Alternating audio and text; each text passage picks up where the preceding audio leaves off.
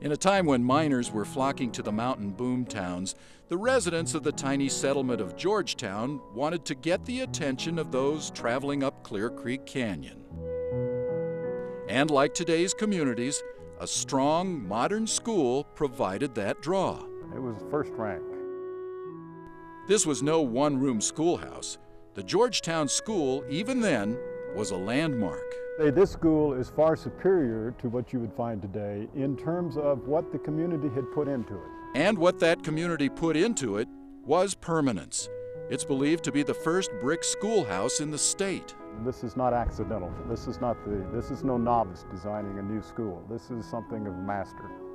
The Georgetown School opened its doors to the first class of students in 1874. Nearly 60 years later, Frank Rutherford walked through those doors. The classes were small. I think there was only 6 or 7 in first grade.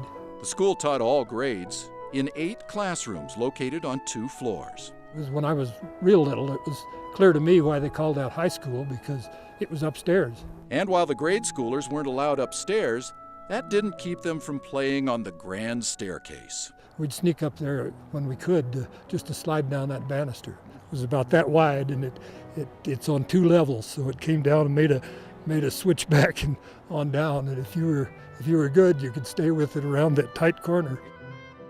Every school day for 64 years, the bell tower would summon students to class.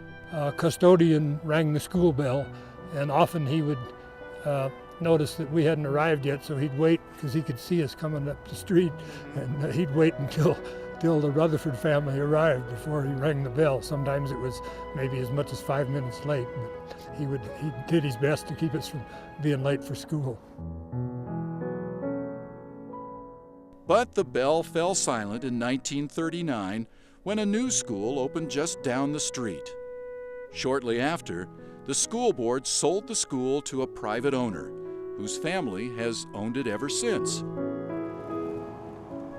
A legacy of deferred maintenance has taken its toll on the building. The cracks are serious and they have to be repaired. And look up at the the eaves, they're shot. And inside there's quite a bit of damage as well. Damage that hits Frank Rutherford hard. It should have been made into a museum while the school board still had control of it.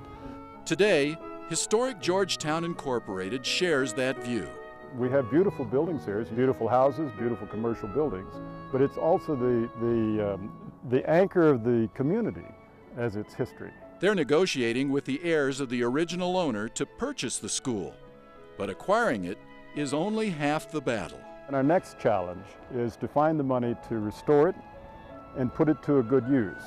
The hope is that the Georgetown School can once again be returned to its original purpose, education, and once again attract visitors to the quiet mountain community.